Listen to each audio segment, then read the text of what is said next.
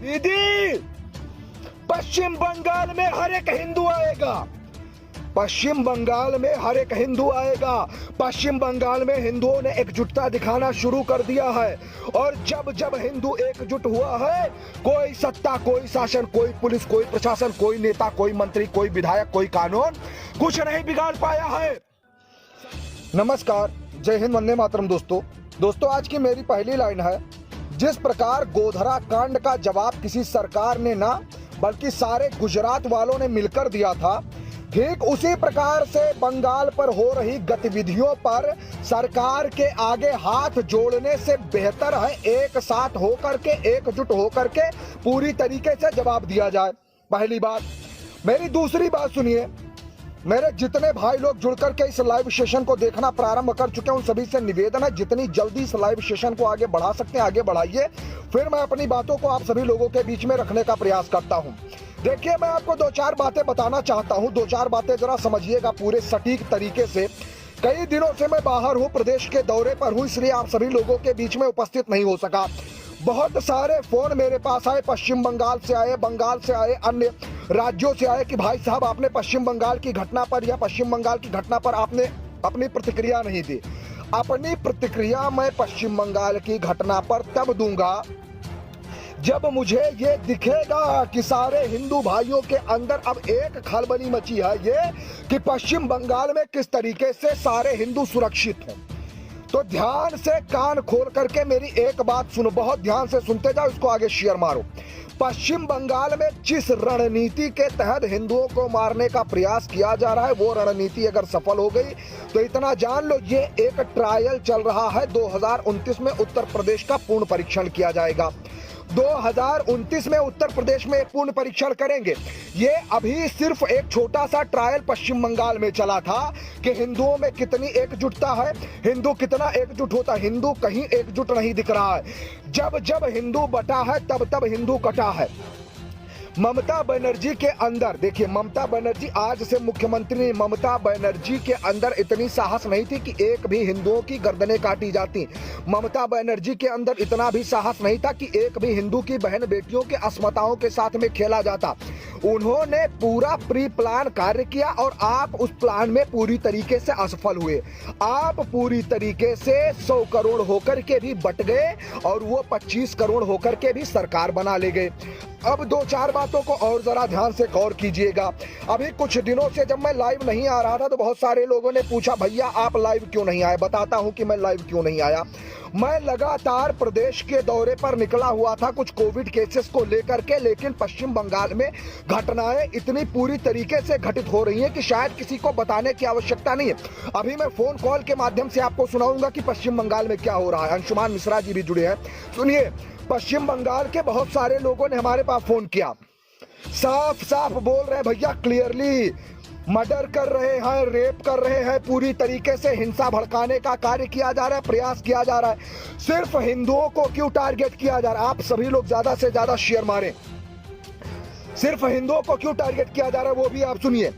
आप सरकार के भरोसे बैठो, सरकार के घरों से बैठ करके न्याय मांग रहे हो। अब मोदी जी वहां लड़ने नहीं जाएंगे, अमित शाह लड़ने नहीं जाएंगे, कैलाश विजयवर्गीय लड़ने नहीं जाएंगे। सुनिए, आप सरकार के भरोसे बैठोगे, सरकार धरना बैठेगी। इसलिए आपसे कहते हैं, आप काम करना शुरू करो। जो आपका काम है वो सरकार कर रही है, तो जो सरकार का काम है वो पश्चिम बंगाल में आप करो। और सुनो, अमित शाह जी ने धीरे धीरे ममता बनर्जी पर तंज कसना शुरू कर दिया। अमित शाह जी ने धीरे धीरे दीदी पर तंज कसना शुरू कर दिया। और एक बात याद रखो दीदी, बस थोड़ा सा समय और है।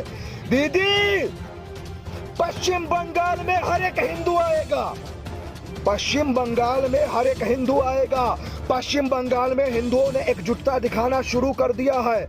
और जब जब हिंदू एकजुट हुआ है, कोई सत्ता, कोई शासन, कोई पुलिस, कोई प्रशासन, कोई नेता, कोई मंत्री, कोई विधायक, कोई कानून कुछ नहीं बिगाड़ पाया है। सरकार को मजबूर करो, प्रशासन को मजबूर करो। केंद्र सरकार की रणनीति सुनिए।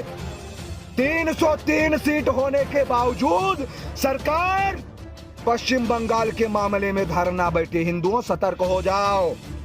आज कुछ लोगों ने कहा था कि भाजपा हिंदुओं की पार्टी है। अगर भाजपा हिंदुओं की पार्टी है तो क्या हिंदुओं के लिए कार्य हो रहा है? पश्चिम बंगाल में कौन से हिंदुओं के लिए कार्य हो रहा है? अगर भाजपा हिंदुओं की पार्टी है तो पश्चिम बंगाल में कौन सा हिंदुओं के लिए कार्य हो रहा है? सुनो, हिंदू के लिए कोई पार्टी नहीं, चाहे सपा हो, चाहे बसपा हो, चाहे आप हो, चाहे जनता दल हो, चाहे कोई अन्य पार्टी हो।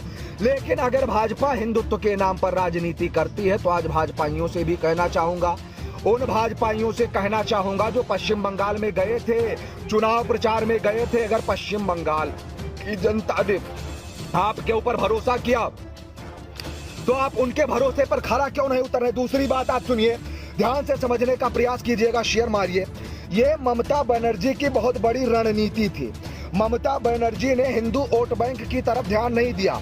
जितने भी उन्होंने प्रत्याशी उतारे सारे के सारे मुस्लिम थे, जितने भी उन्होंने प्रत्याशी उतारे सारे के सारे मुस्लिम थे, जितनी मुस्लिम बाहुल्य सीटें थी सब पर जो है पूरी तरीके से विजय मिली।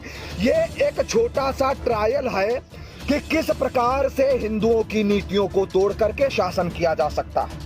जब जब हिंदू बटा है तब तब हिंदू कटा है।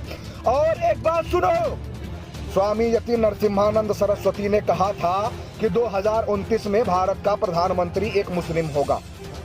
कोई दिक्कत नहीं, यति नरसिम्हानंद सरस्वती ने गलत नहीं कहा था। अगर इसी प्रकार से तुम बटे रहे, आज पश्चिम बंगाल में हारे हो, आज पश्चिम बंगाल में तुम्हारी सरकार गई नहीं है, होने के बावजूद 70 से ज्यादा सीटें होने के बावजूद पश्चिम बंगाल में हिंदू मारे जा रहे हैं। और सुनो, पश्चिम बंगाल की रणनीति सुनो, अभी पूरी तरीके से गृह मंत्रालय ने पश्चिम बंगाल पर शिकंजा कसना शुरू कर दिया।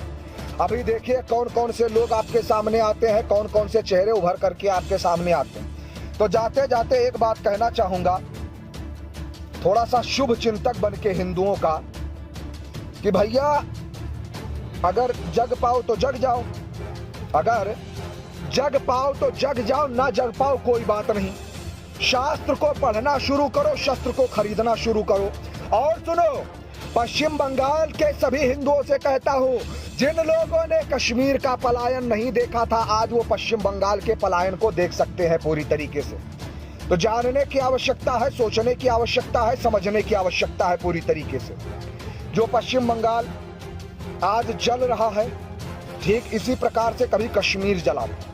कश्मीर के समय में कांग्रेस सरकार थी, तब आकर के लोगों ने कहा कि उसमें कांग्रेस का शासनकाल था, कश्मीर नहीं बचा पाए। आज बंगाल का नहीं बचा पा रहे भैया।